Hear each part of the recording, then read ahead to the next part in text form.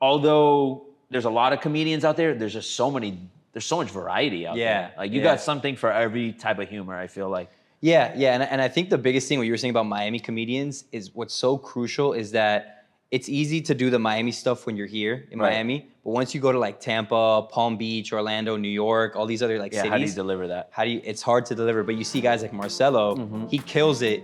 Saturday Night Live, obviously. I've seen a couple of his sets and he still does his Spanish stuff, but he makes it so gringo. Yeah. Like his bit about the Spanish teacher loving him. It's so relatable that even like all the gringos understand.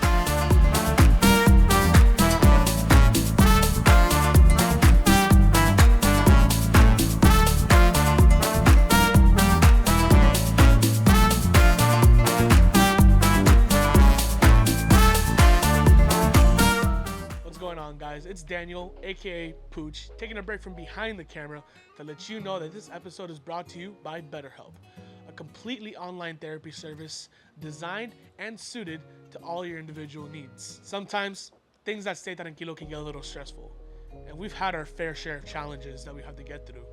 And the possibility of having a therapist in our corner can be that factor that gives us a drive, motivation, and determination to keep bringing our vision to life and sharing what we create with all of you. So if you think a therapist might bring you those same benefits, give BetterHelp a try. Just fill out a brief questionnaire on their website and get matched with a licensed therapist today. Learn to make time for what makes you happy with BetterHelp. Visit betterhelp.com/tranquilo to get 10% off your first month today. That's BetterHelp, HELP/tranquilo. And now let's get back to our regularly scheduled program.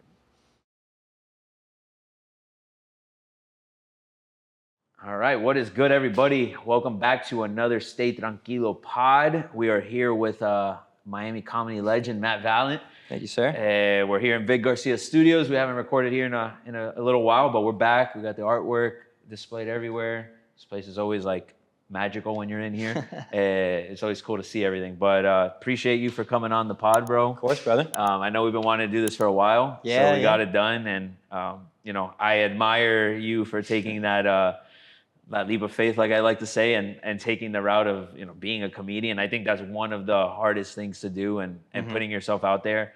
And we were having a conversation last night with Kevin, and we were saying how, like, bro, of all the things to do, like, being a stand-up comedian's got to be one of the hardest things to do, because you can make no one laugh and get on the stage, but the fact that you're on that stage doing it, I'm already like, dude, props to you, because I could never do it. Like, and even me, like, I put myself out there relatively compared to the average Joe, I guess you could say, but I could never get on a stage and do comedy. Like, I wouldn't even know what to do. Well, I mean, thank you, first of all. I'm here like, damn, that's a nice thing anyone's ever told me.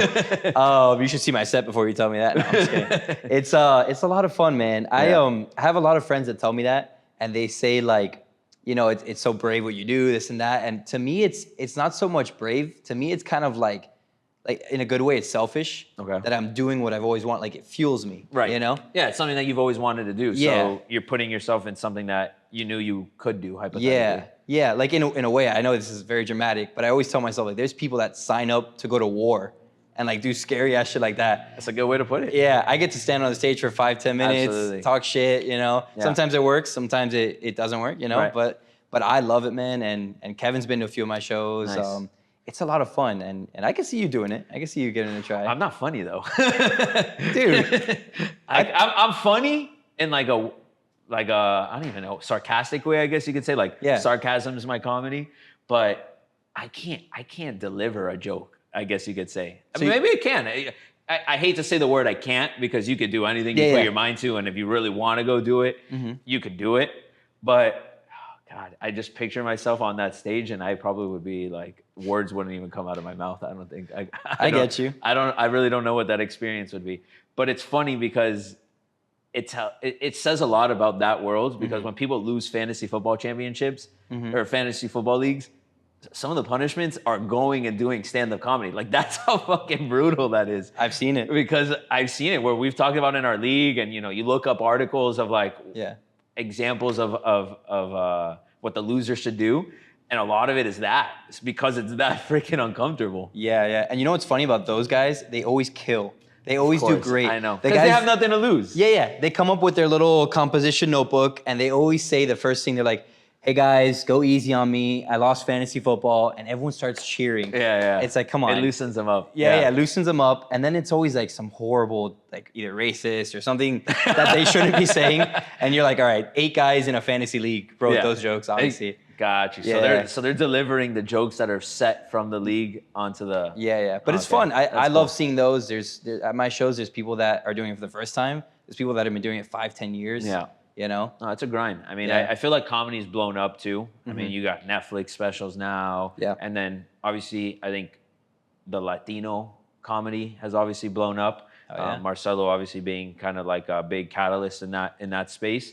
So it's crazy just to see how that world is blown up. Obviously, stand-up comedians have been around for a while, but they've evolved in a lot of different ways. Some of them turn into actors and go into the Hollywood route. Some of them just do tours, and you got guys like Andrew Schultz, that have made their own kind of path, I guess, in comedy and created a podcast out of it, right? So it's like, although there's a lot of comedians out there, there's so much variety out there. Like you got something for every type of humor, I feel like. Yeah, and I think the biggest thing, what you were saying about Miami comedians, is what's so crucial is that it's easy to do the Miami stuff when you're here in Miami, but once you go to like Tampa, Palm Beach, Orlando, New York, all these other like cities. How do you deliver that? It's hard to deliver, but you see guys like Marcelo, he kills it. Saturday Night Live, obviously. I've seen a couple of his sets, and he still does his Spanish stuff, but he makes it so gringo. Yeah.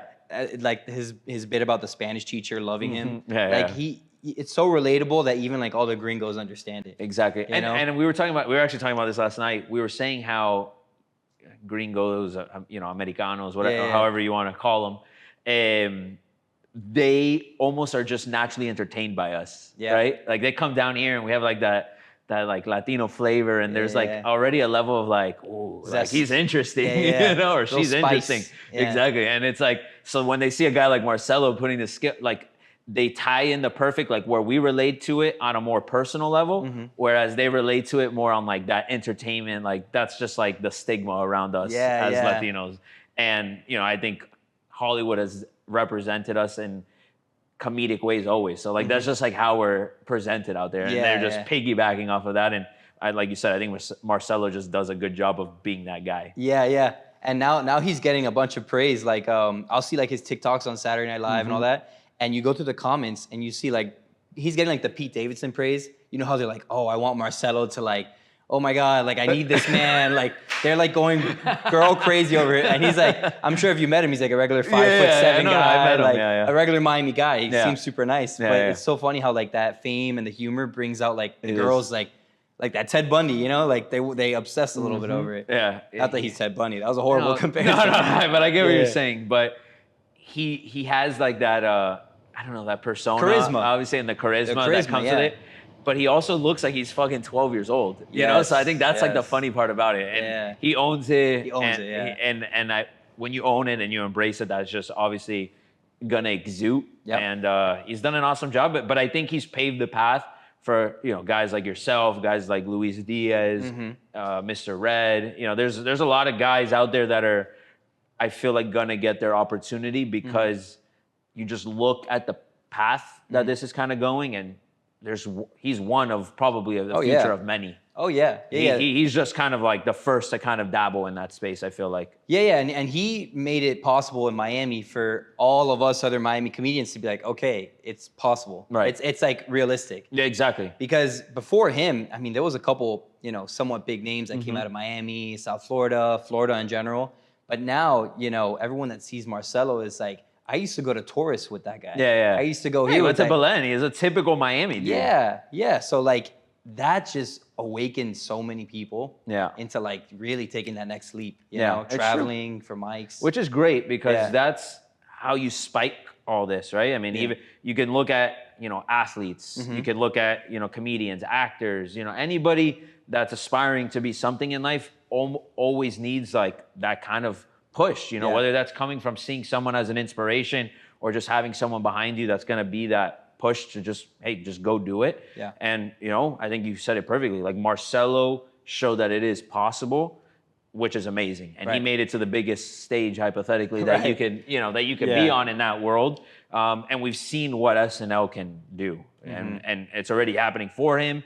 And I think the sky's the limit for him. And I think the sky's the limit for a lot of guys like yourself that will be presented more of these opportunities because there's a demand for that type of comedy and that type of persona. Yeah. So it's exciting. I think there's so much still left out there, and I don't think he's like gonna be the only one to do it. He's just been the first guy. Let me ask you, what's your style of comedy?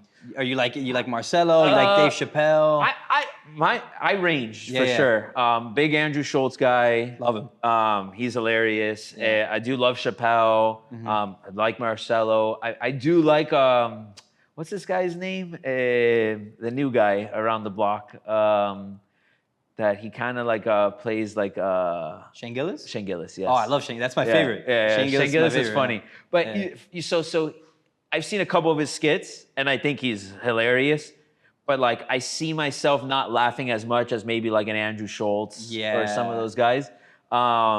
So maybe that kind of gives a little bit more context as to like what my comedy is. I love like the roasting and like the dark stuff. Like amazing. That shit is always like gold to me. Yeah. But yeah, I don't like stand-up has been something that I'm starting to appreciate a lot more as of recently. I didn't really consume a lot of it. One of the first guys I really started watching back in the day was Sebastian Maniscalco or Maniscalco, however you pronounce his name.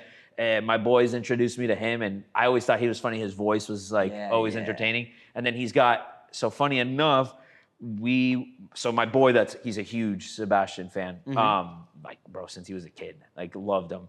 And he's a funny ass dude too. Like we always tell him like he should do stand-up comedy, but like he doesn't have the balls to do it. Like it's weird. Like he has it in him, but he won't do it for whatever reason. But he's just like stupid funny. But whatever. So he's been consuming that type of comedy since he was a kid, and he has a podcast that he does with this guy Peter Corral. I don't know. Of course, Petey. So one day we're in DC, and that guy Pete is in DC performing, and I don't know Pete. I know Sebastian, but I've never seen one of them. But him and his boy are like diehard Pete guys because they're diehard Sebastian guys. So they're like, bro, we got to go see him live. They bought front row tickets to go see this guy Pete. Oh my God. And I had never been to a stand-up show, but I think I had already done Marcelo's show and improv once before, but completely different experience. You're here like in like a auditorium kind of thing, but dude, there was nobody there. There was like us in the first row, like maybe 2 or 3 people in the other side of the first row. And then I couldn't really see much behind me, but like it was very scattered. Like it wasn't like a full house. For Sebastian Maniscalco? For Pete. Pete. Yeah, the guy that he does the podcast with. Okay. Sebastian was not there at all. Oh, This was just him, and he had a couple guys that opened for him. That I don't know who they were, but that he was the main guy. And whatever. I knew nothing about his comedy, all that. So we're sitting first row, of course. We get fucking roped. Heckled, baby. Yeah. So I'm sitting there front row. It's December in DC, and obviously cold, and it was raining a little bit that day. And I'm wearing like kind of pants like this, but white, and no socks. So he sees me and he goes, "Who's this guy sitting in front row? He's got white pants on. He's wearing no socks. It's 28 degrees outside." He's like, "What are you going on, a yacht or something?" And I'm like, I'm just taking it. And then he started roasting my other boy or my boy's boy that I had just met on that trip. Something about like being married and all that stuff that he's been with him been with his girl since high school. So he started roasting him. But long story short, he just roasted us the last like 20 minutes of the show. And we see him after, and he's doing his pictures, and these guys were like, "We gotta get a picture. We gotta get a picture with him." And we go and we take a picture with him. He's like, "I want to let you guys know that you guys made he's telling us this, that you guys made my night. You guys took it like champs. You know, like it was awesome to do that. Like I appreciate you guys. And, you know, it wasn't very crowded. So you guys were really like a highlight of the show. And I could tell you guys knew my jokes and stuff like that." So whatever, we take a picture with him, and he goes, "You guys going anywhere after?" And we're like, "Oh, we're actually gonna grab a beer next door if you want to come." And he goes, "Wait for me there. And I'll come find you guys." So my boy starts fanboying hard. And Miami like, Improv? No, this is in DC. Oh, in DC. In DC, yeah. So we go to like a little brewery that's right next to the spot, and he goes, "Okay, I'm gonna go to this bar, and then you guys go to that bar, just in case he might go to another bar and he might make a right, and we don't see him make a right." So he fucking splits up, and we stay at the bar to the left, right next to it. So we're there, we're having a beer, and there he, sure enough, he comes and he walks in, and we see him. I call my boy, I'm like, "Yo, Pete's here," and he goes, "Oh fuck." He hangs up the phone, and I'm looking out the window, and I just see him full sprint to the spot because he's like, he did not want to miss his opportunity. So we hung out with him for like an hour after the show. We had a beer with him. We're talking shit. Yeah. Like just casual conversation with this guy. And he, cool guy? So cool. Really? Such a cool dude. Like was cracking jokes the whole time. Isn't it interesting to see them like when they're not on the stage? See how their character is? It was like you see the same guy that's up there in terms of like his demeanor and like how he kind of carries himself, but he's not there to like make you laugh, yet he's making you laugh all the time. Right. It's crazy. It's just like it's natural to him. So I had never experienced something like that, and then in my first show of going to comedy, I'm like having beers with him, which was super cool. That's so now sick. I've become a fan of his now, and now I consume his stand-up shit, which is cool. And he's always going on tour, but it's just so crazy how wide of a range, because in Sebastian land, he's one of the biggest guys out there and been around forever. Yeah. He's still a small guy compared to Louis C.K., Shane Gillis, all these guys. And he has the podcast and all that stuff where he has a platform, yet he's nowhere near that category. So it just shows like it is tough to make it in that space. And he's a very talented guy, a very funny guy. Yeah. But when you find your niche and you find your audience, you get fans like that, like those guys love him. Yeah, and they go to his shows and they consume his shit all the time and they're listening to every podcast every week. So, he's built something just off of that, which is pretty cool. And the beautiful part is it takes years and years. I mean, not always. There's obviously of course. Marcelo was doing it for years, but there's guys that like Matt Rife. Everyone thinks he came out of nowhere. But I think he started. He's another name I forgot about. Yeah, when he was like 15, 16, I think he was going to the, what do you call it, like the Cellar or like the one out in California or whatever. And he was like, I don't know if you've seen the pictures of like his teeth and his face. And he was a scrawny little kid working at the front door or whatever. And he just 10, 15 years of grinding, trying any 5 minute you can get, any 10 minute you can get, anyone you can open for. Wow. And now he's probably the biggest comic like he is out there, him, Shane Gillis, and a few other guys, I think also like social media has helped a guy like Rife a lot because you see him everywhere. He's like on everybody's feed all the time. Yeah. So, I think the timing of it is also huge, right? Like he had been, like you said, doing it for years and then obviously started getting out there more, landing bigger gigs, but the virality of social media, like a couple clips start circling. Especially TikTok. Yeah. And exactly. Instagram. Every time I open TikTok, it's fucking him. Yeah. It's crazy because I barely use TikTok. Yeah. But the few times I do use it, I'll get sucked in a Rife video. And then I go and I watch another one. So now my algorithm is always him.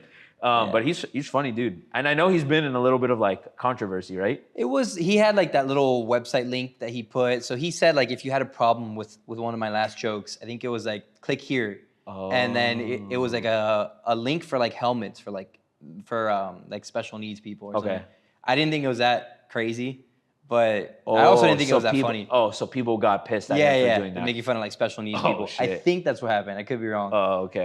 But Matt Rife, it's funny because he does something that no other comic has really, really like lived off of, and that's crowd work. So like him, all of his clips are like flirting with girls. Everything I always see is that. Yeah. And I love that. I appreciate that because that you obviously can tell that's not scripted. Yeah. You didn't write that in your room. So I love that. Whereas, an old school comedian, a Dave Chappelle, a Louis C.K., all of their stuff was written from their heart, practice. So you're seeing true. Like the field turn a little bit. That's a good point. I love it. I think there's so much opportunity now. It's one of, so comedy is actually something I started last because after COVID, like I was telling you earlier, I had a couple other hobbies. Okay. I actually wanted to be a pro boxer. Really? Yeah. I was fighting boxing. I was training 5 days a week. Holy shit. And then eventually I got burnt out doing that. Yeah. So now I just do it as that's a grind. Yeah. And I was getting good. I was sparring a little bit. I'm sure you were in great shape and shit like that. Yeah. I was like 24 at the time. Yeah. So it was a couple years back, and then I was doing that, and then I went on a ski trip with a buddy, and we were just talking about, he's an actor, and we were just talking about like, how'd you get into it? We wanted to start our own podcast. We never really came around to it, but we wanted to just do all this stuff. And one of my goals that year was to just do stand-up, to just try stand-up. And my first ever one was at the Miami Improv. I just signed up for it and showed up, had like 20 people there. It was in front of 200 people, but I had 20 of my people of you knew that want to support you. So I love it. It's once you start it, once you try it, it's very easy to go out and continue finding places, but it's hard to like figure out where to start, who to talk to. Got you. Does that make sense? Yeah. So when you sign up for improv, is it just like, hey, you registered like online or something? Email. Or you send them an email, like, hey, I want to do this? Yeah, so like Luis Diaz runs it. Remember him? Luis Diaz, Luis Diaz, Luis Diaz, who we recorded with Luis Diaz, right? Yeah. Oh, okay. Luis Diaz. So he runs it. It's called the New Faces of Florida. So you email them. That's dope. Yeah. He's good people. He's awesome, man. He's awesome. He's hilarious. He's hilarious. He is hilarious. I always talk shit with him before the shows. I was dying on the podcast that we did with him. Yeah. I don't even know what he would say sometimes. And I'm like, we went down so many crazy rabbit holes in that conversation that he was like, bro, he would be waving down. He's like, no, don't stay on track. Stay on track.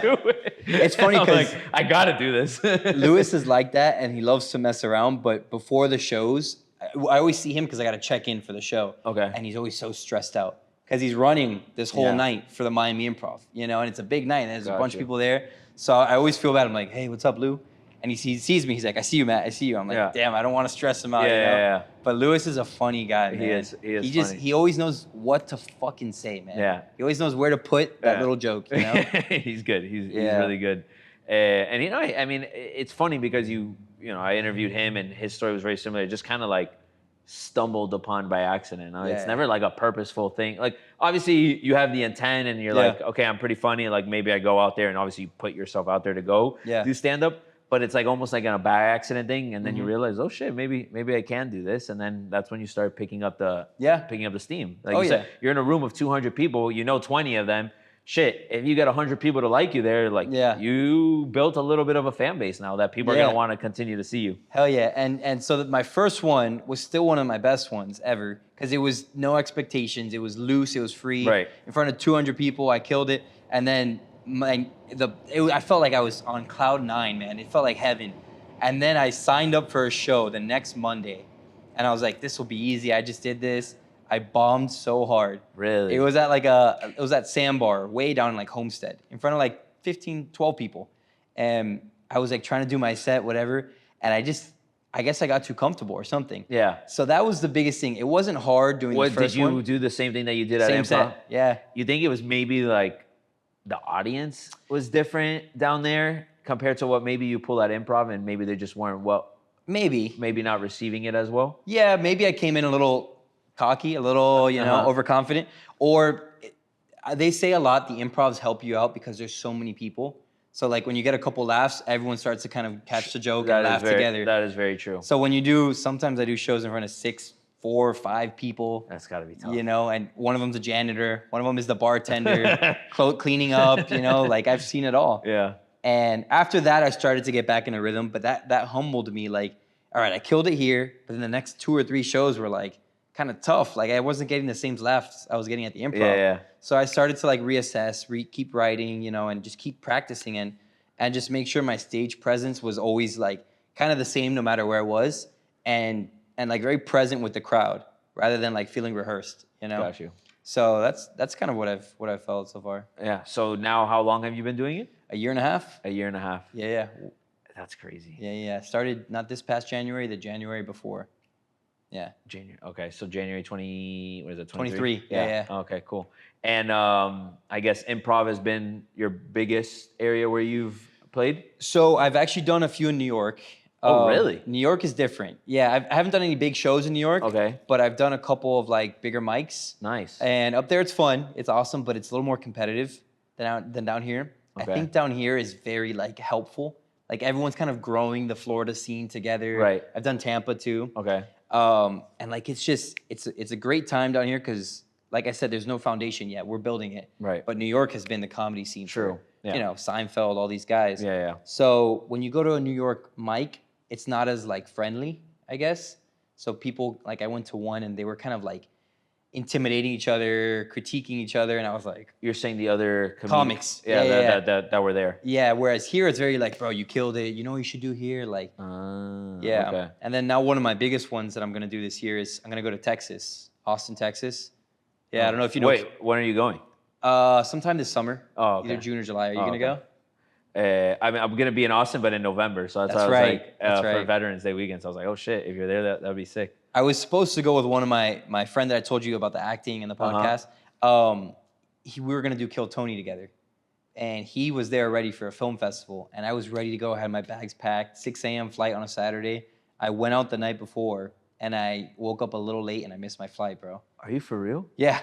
Oh, I mean, snap. we weren't signed up for anything. Right, we were just right. gonna go But check it out. you were gonna go out there to just kind of like and see try the to sign up. experience. And But that wasn't meant to be. Yeah. But now I'll just go again with him and try it again. Kill Tony, you know. Nice. And and that's like a big event down there for like strictly for comedy? Yeah. So Okay. do you know Tony Hinchcliffe? I don't know if you saw the roast of Tom Brady. Yes. Yes. So, Oh, is he the bald dude? No. So Tony is the one that came up on the stage and he said like they're shoving Nikki Glazer down our throat. The Burt Kreischer stuff about the Liver King, Burger King. Yeah. He's hilarious. He runs a show. It's been around maybe 10, 15 years. I don't know. Called Kill Tony. So he's the main guy and he has comedians on as guests, kind of like how we're doing every week. Oh, that's cool. And it's like, I don't know, Shane Gillis, Mark Norman, all these guys, Joe Rogan. And what they do is you get 1 minute to say your set in front of maybe 100, 200 people. And after your minute, they interview you and they end up kind of roasting you. So I have seen this. You've seen it for sure. I've definitely seen this. Yeah. Yeah. And he only does it. I mean, does he only do it with like big time comedians or like essentially if you're It's an open mic. It's essentially it's an open mic. So you go, about 200 people sign up, you sign your name, and if they call you up, you get 1 minute in front of 1 million something people because it's on YouTube or live. It's live. Yeah. Got you. It's the #1 live podcast in the world. Holy shit. Yeah, I did not know that. If you kill, he can call you back to be a regular, and then that's where guys like Hans Kim, all these guys that are getting bigger now started there. Wow. Oh, so yeah, he's creating a platform basically for these comedians, and if you hit, and it can open up a ton of doors. Yeah, I love it. I used to not like it. One of my friends put me on it, and I was like, it was kind of like bad graphics, bad audio back in the day. And I was like, what is this shit? Like, dude, it looks boring, like whatever. And then I started like realizing like Shane Gillis, like Joe Rogan. Right, all you these saw guys. a pattern there. You're like, shit, maybe there is something here. Yeah. So I love it now. Damn, dude, that's crazy. Well, it's cool, man. I think you're onto something. I think it's. Thank you, brother. It'll be cool. I got to go see one of your shows for sure. Yeah, man. So it's every Tuesday and Thursday. Are you playing? No, at this point, or so mics are all like Thursday is usually Taurus. Okay. There's a couple Got different you. mics. Yes, I've been there on Thursday for Taurus. Yeah, and then the improvs are usually either a Tuesday or a Wednesday, like the last Tuesday, Wednesday of the month. Nice. So I'll plug you guys. Yeah, Don't worry. that'd be sick. I would love to go and see that. Yeah, man. So what I guess what's been like your favorite story so far of like being a comedian? Like anything that stands out? So my favorite thing so far is every now and then I'll get after a show, I'll be leaving like the improv or like a regular mic, you know what I mean? And 2 girls will come up to me and be like, we thought you were great. Can we get a picture in your Instagram? That's awesome. And I'll be like, yeah, sure. And then all my friends that are with me are like, yo, Matt. Oh, like, shit. You know what I mean? Yeah. And I'm like trying to play cool, but it's like the best feeling in the world. Like if somebody sees you and calls you the tranquilo guy, like. Yeah, I mean, that's how it all started. I mean, I was Andre. I mean, I am Andre. Not I was Andre. I am Andre. Always will be. I will always be Andre. But I mean, I became Tranquilo guy because legit no one was calling me Andre anymore. Yeah. And, and then random people were coming up to me and they're like, you're the Tranquilo guy. Yeah. I'm like, yes, I'm the Tranquilo guy. And no one calls me Andre anymore. And everyone always calls me Tranquilo. Yeah. So, yeah, it's like you build that persona over time. And, it's a weird thing at first, I guess, to say. Like, I mean, I'm not a celebrity by any stretch of the fucking imagination. But I can't even imagine what it's like being a Shane Gillis and after your show, everyone wants to take a picture with you. And, so like the fact that you're even getting that little glimpse of it it's got to be like a surreal experience, and obviously what you're doing is resonating with somebody. And I think that's always like the telltale sign of like, you know what, maybe I am onto something. Thank you, man. sometimes you need that, you know, Yeah. like you're on this journey and you're on this path and you're like, Yeah. am I really like, is this the right thing to be doing? Like, why am I doing this? You know, you start questioning everything. Yeah. And then there's like those little things that happen and you're like, huh, you know what? Yeah, when people recognize you, a good standing ovation makes you want to keep going. When I get a standing ovation every That's now sick. and then, oh my God, it's the best like feeling in the world. And like I will say, I think the best thing that's happened so far is like my friend, my roommate, when he was like, I guess like single or whatever, he was going on dates. And every time he would bring his first date, like this girl from Tinder or whatever, he would bring them to my comedy shows. And I would meet them That's before. that's a solid little. It like, started becoming like a routine. Every couple of weeks, it was like these girls that he would bring a girl to a comedy show, and I would meet them before, and they'd be like, "Are you funny? Are you gonna make me laugh?" Like they would do Oh that, my twist God. their hair and Yeah. stuff, and I'm like, "Shit, now there's fucking pressure here. Yeah, like, exactly. I gotta make this girl and my boy, and like, so I would always call them out in the crowd, like, Oh, anyone on the nice. first date tonight? Like, hey, where True. you guys from? You know, like just stupid stuff. That's cool. So there was like a little time there that my friend was using me as kind of like a little buffer for his dates. Yeah, I was gonna say, and you were kind of using him As crowd. essentially. Yeah. Exactly, as like that crowd engagement and Yeah. like interacting with them, because it doesn't matter what the hell you say to him, like you know Right. him, and it Right. doesn't really matter what you say to her for the most part, because like it's first date, like you know, like Yeah. it's fair game at that point. It's a cool first date too. It is. I was yeah. gonna say, like, shit, that's a perfect plug-in. He's like, oh, my Yeah. boy's a comedian. He's gonna, he's gonna Yeah. be performing here. We should go. And it's lax. Like, it's not too much pressure for both sides. Yeah. So it's good. And then you get an opportunity to roast them, which is pretty solid. Best part of my job, man. What do you think about the whole roast world? Are you a fan of it? Are you not a fan of it? Like, obviously, Tom Brady was a roast. Yeah. That was probably like one of the largest roasts out there. And there's already rumors of them replicating that with other big time celebrities. Are you like a fan of that? I love it. So I think that like comedy had a little bit of a sputtering phase before the Brady roast. Okay. That people were like kind of sensitive to comedy. And now, I don't know if you saw the full thing, they said some No, they went some crazy. deep shit. Yeah, they went crazy. That was fair game. His wife, his kids, everything. Everything was on the And table. he sat there and he said, I'm going to get my $30 million check. Yeah. And it's exactly what he did. Yeah. I'm a big fan of it because it's camaraderie, man. Like guys, it's mostly guys that do that stuff. Right. And I feel like from the moment we were in Columbus, when we were in high school, the lunchroom, it was always sort of like a roast. Yeah, You know, football locker room, like, If you couldn't take shit, yeah. then you weren't gonna last. You Yeah. know, like that's just part of the narrative. You know, Right. especially like you said, amongst guys. Like Right. we will say whatever the hell we want to say about each other, but Right. it's not like anything like malintent or anything like that. We're just gonna say what it is and you Right. take it with a grain of salt. Now, most roasts and jokes have a little bit of truth behind them. Of course. That's I mean, the they whole have point. to have Yeah, exactly. yeah, It's yeah. like you can't pull something out of nowhere either. Yeah, yeah. Because then you're just making false claims, and you can't do that either. Yeah. I love it. What do you think about it? I love it too.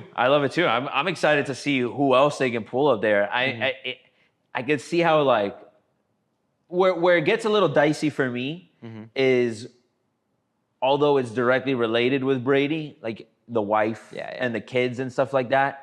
Although again, it is right at Brady and he's associated with it just because of, but you're involving someone by association, and that to me is where it can get, Yeah. because she's not really. They're innocent.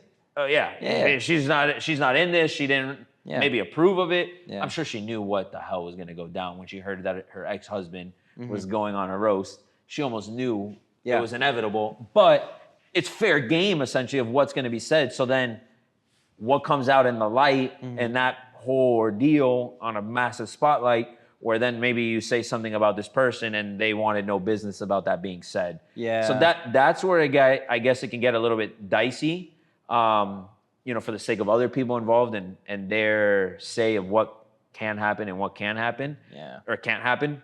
She shouldn't have cheated on him. I mean, yeah. Come on, man. I mean, she put Guy's the goat. herself in that situation. But I don't know. I'm fine with the fact that it's just a direct roast on the person and go at them. Yeah. What comes outside after that? I mean, again, it's just part of the. Well, It's also part of being a celebrity, bro. yeah. Like- A lot of people say they'd rather be rich than You're famous. you're in the spotlight. Like I always am like, it's a blessing and a curse. We're literally in the spotlights right now. Yeah, exactly. Yeah, legit. The thing with the roast is that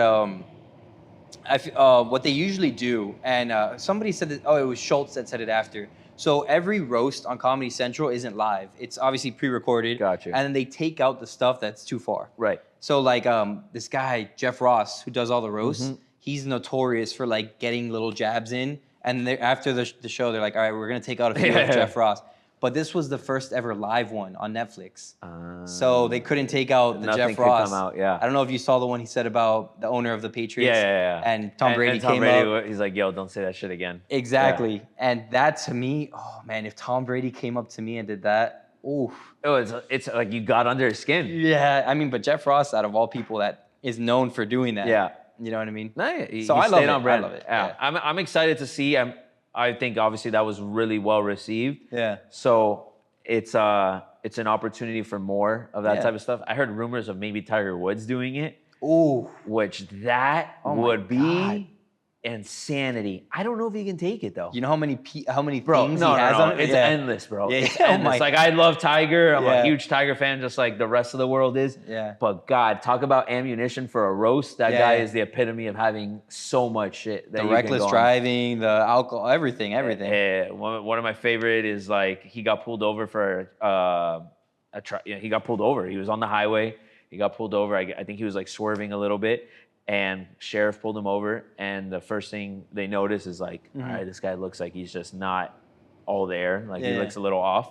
And they go, do you know where you are? And he goes, yeah, I'm in like East Hollywood or some shit like that. And he was here in Jupiter, Florida. Oh, wow, not even close. No, like literally on the other Honestly, side of the though, for not a native Floridian, that's not that bad. Yeah, he was kind of close. He probably saw a couple of palm trees and he's like, oh, dude, I'm in LA. Yeah. That's fair. And honestly, he was probably under the influence a little bit.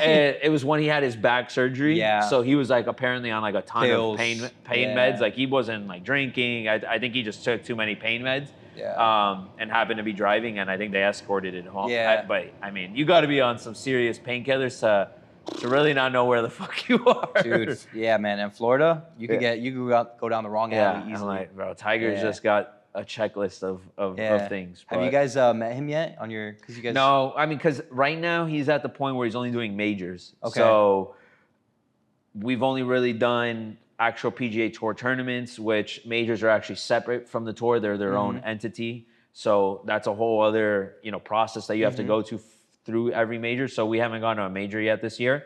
So we haven't really run into Tiger. There was a chance that we were actually going to get him in the first tournament that we did coverage on, because he had withdrawn from the tournament before because he got like the flu or something like that. And there were some rumors that he wanted to get one more tournament in before the Masters, and there was really nothing else that would have lined up or made sense. And he lives 20 minutes away from that course. Okay. So it made a ton of sense. And then there was rumors that it wasn't a rumor. His son was playing the qualifier tournament to play in that tournament. Yeah. So then it started speculating, like, holy shit. He might be here, yeah. Our first tournament that we're going to cover is going to have fucking Charlie Woods and Tiger Woods in the same tournament. Like, it would have been insane. But Charlie didn't end up qualifying and Tiger never ended up playing. So that's probably like the closest chance that we had to it.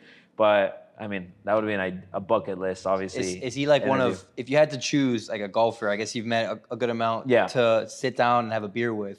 I know he would be one of mine. He would definitely be one of mine, but funny enough, he's not top of my list. Really? Yeah. I mean, look, Tiger's the GOAT. Yeah. I mean, what he did in that run in the early 2000s on is one of the most impressive things. And Tiger is like the Kobe of golf, where he just had that killer instinct and bro, he was gonna kill you out there. Like he won tournaments by 10 strokes. Like that's how much better he was than the field. Like it was fucking insane. And there's no one even been closer to him. Obviously, he doesn't match all of like the history of terms of like total majors won and total tournaments won. I think Gary Player has it, or no, Jack Nicklaus. Phil's up there too, I think. Phil's up there, but even Phil's like on the bottom compared to Tiger. It's him and Jack Nicklaus at the top. Yeah, I'm just pretending to know. I don't know. And then everybody else. But he's a beast. But he wouldn't be on top of my list just because, like, I don't know, Tiger is maybe like, and I think he's loosened up over the years. But if there's so many cool guys on fucking tour, and one of them, which we actually interview, is Joel Damon. He's fucking sick. Love Joel. He's awesome, like that guy is the man. He's got an awesome story. Yeah. And he's just a dude's dude. Yeah. So he's high on that list. And the fact that I even got to interview him, like that was like a surreal moment. But I would say like top three guys, it would be him, Probably Ricky Fowler. Okay. Big Ricky guy. And then, I mean, there's a lot of guys. Gotta say the Noel. I'm a Brooks guy, but I'm not a huge Brooks guy, honestly. Or Bryson. I mean, Bryson seems like a guy's guy. Bryson, too. Yeah. Bryson, I actually wasn't like a huge fan of. I'm starting to come up around him.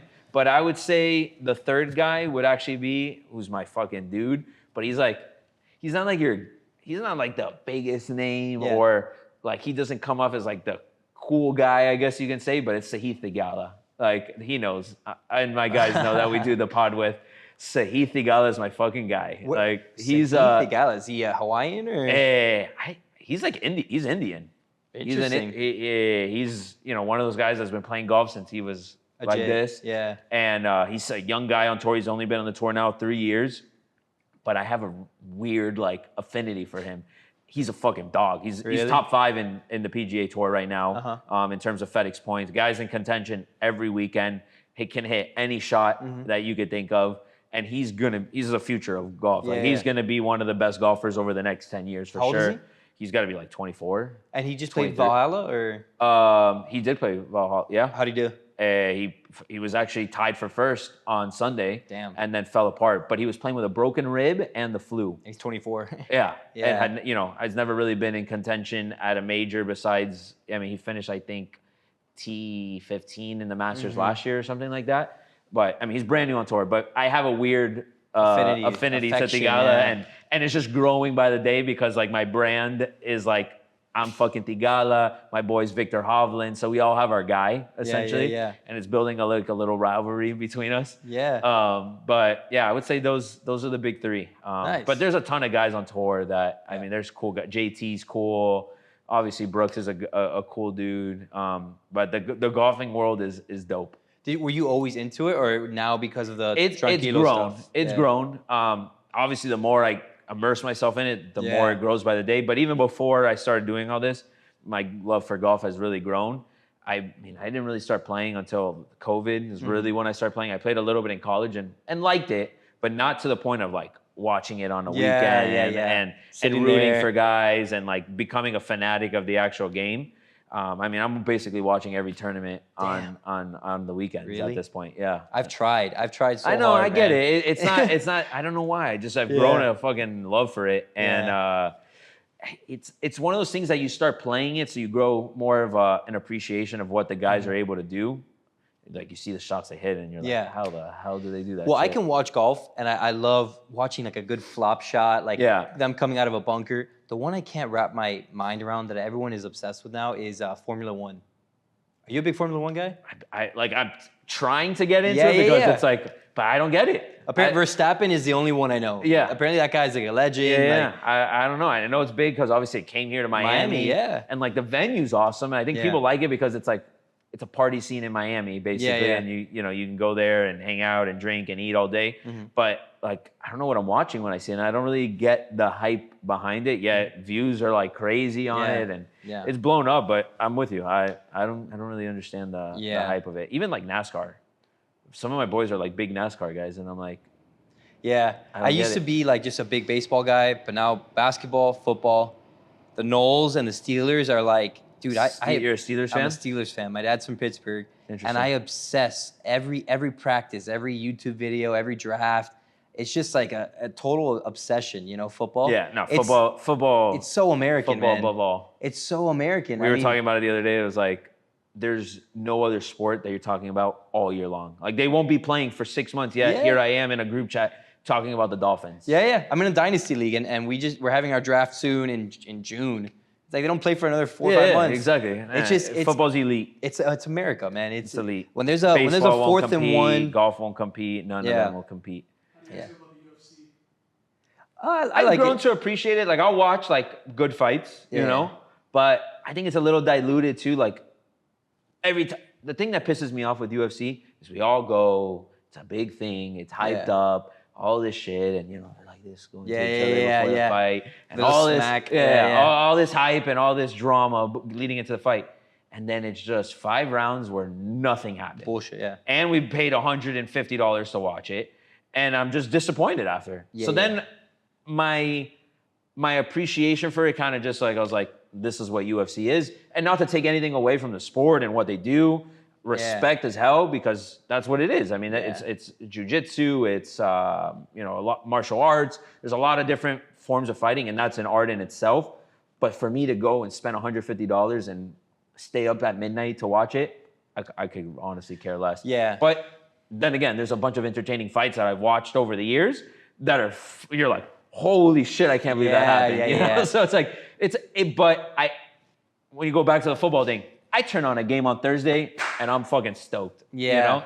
I don't feel that way about the UFC. Well, there's the prelims and all that. The prelims are fire. Yeah. Because those guys are there just. Yeah, they're fighting for their lives. Exactly. They're like an got so open much to micer. prove. They're basically like an open micer trying to make it on a show. I think with UFC, like Dana's done a good job, but the ones I can't stand are like, I mean, this is different. This is boxing, but like the Paul brothers, anyone that's like YouTube heavy and then like challenging like a Mike Tyson or like a major KSI, like. Those are just. I mean, that's boxing again, but still, it's a money-making movie, basically. Yeah. That's what that whole boxing world is. Do you guys I think respect them, that the fact that they went out there and they're able to make the money, but it's like, you're like, you think so UFC is more real than boxing? 100%. Yeah. At this point, yeah. Boxing, what it was, is not what it is today. Yeah. Which stinks because I always thought boxing was pretty freaking cool. Yeah, it's legit ass sport, man, and it's hard to do. And it takes years and years, and like I respect the Pauls and Ryan Garcia and all these young guys that are getting into it. But like when you challenge like a Mike Tyson or it's all for money. Mayweather, it's a show. I mean, that's all it really is. Yeah, I mean, Mike Tyson's cooked also. Yeah, did you see what he said the other day? That interview, about Jake Paul, right? Yes. Yeah. Where he was like, Jake Paul was like, whatever, they were back and forth, and he was like, with his lisp that he had. Yeah. He was like, Jake Paul, I've been watching you since your YouTube days, and he's like, I get a boner when I watch you. And everyone in the crowd's like, and everyone's like, what? And Jake Paul just wore it. He's probably heard or said worse than that. Seriously. Jake Paul was just like, because he started it. He said, I want to kiss those big lips or something like that. Oh, really? You didn't see that part? No, I didn't see that and part. And then Mike Tyson said his weird ass thing. Oh, God. It's become so much like, it's become wrestling. You know how wrestling is like, the guys are like letting them get thrown around. It's kind of like the same. It feels that way. Yeah. WWE is a little underrated. I watched like There's diehard WWE The Rock guys, back bro. in the day. I was like, I never got into it. Yeah, neither did I. The actual physicality of it is impressive. Yeah. You know, it's like some of it's like it's scripted, but like the actual physicality, like Yeah. like those slams when they hit the ground, that's real. Like, And the best part is when they would come out of like a tunnel. Like I think it was the Undertaker or something, and he was supposed to be like retired. Yeah. Everyone hated him, and They always bring back the old heads back into it. That was is like cool. some OG, like 2006, 2007. They had the little video games and stuff. I mean, some of my friends now still love it. Like the Yeah. atmosphere, like Stone Cold Steve Dude, there's people that still watch that shit religiously. Yeah. But I think the same organization group that owns WD also owns like the boxing too. Maybe. I believe so. I think they bought out the rights to all that. So that goes back to your thing, like why it kind of feels that way. I think they kind of like, they know what sells. Yeah. You know, so boxing, obviously they're still hitting each other and all that stuff, but they've kind of like dramatized it a little bit, and they're leveraging like the Paul brothers to almost be the face of it. But like even like the Paul brothers, again, still respect to them because they're going out there and they're doing. But it's not like they're not fighting anyone crazy in the grand scheme of like go put them in a UFC ring or get like a true boxer to fight them. You know, that's pound to pound their size, their age, and all that. Yeah. It's just there's no competition out there right now. Yeah. At least that's how it feels. No, there's competition, just that they would never dare. Not in their realm of what they're doing. Like a freaking Tank Davis or Brian Anthony Joshua, because they're heavyweights, so they fight like Anthony Joshua, Tyson Fury, like they would never step in the ring with them. Nah, and then that's not their breed of boxing. They've found their little lane in that world, and it works, and they're making a ton of money, and they're probably still fucking good boxers at the end of the day. Yeah. Compared to the average Joe, like put any of us in a boxing ring, we probably got our asses fucking handed to us. You know? Yeah, man, it's hard. Yeah. I would, like I said, I was training for a little while for it, and I never even fought like competitively or like semi-competitively, and even just sparring was tough. Yeah. You know, it's tough. It's a lot of work. Endurance, strain, especially at our age. There's people that have been doing it 12, 13 years. Yeah, imagine. To them, it comes natural at this point. Yeah. For us, like, just even getting the groove of, like, Yeah. I wouldn't even know where to start. It's fun, man. Yeah, but all right, man. Well, again, appreciate the time. It was fun. Yeah. I think we could do another whole podcast. I know you're a big sports guy. I'd love to do some sports talk with you. Talk a little Steelers maybe on another pod. Maybe before the season we could do that. Yeah. I think that'll be dope. I'm down. Come in. But I appreciate it, bro. Appreciate you. We'll do I'll go to a show soon for sure. Yeah. So if you guys follow obviously the Tranquilo Pod and Matt Valent 55 on Instagram, you'll see all my shows. And we'll obviously be in touch and stuff. And I do small mics all around, or I do bigger shows at Improv. And oh yeah. And yeah, man, we'll have some fun. I'm down. I owe you a beer for sure. Let's do it. I'm down, man. Bro. Appreciate it. You. All right, guys. Thanks for tuning in, and we'll see you on the next pod. Peace.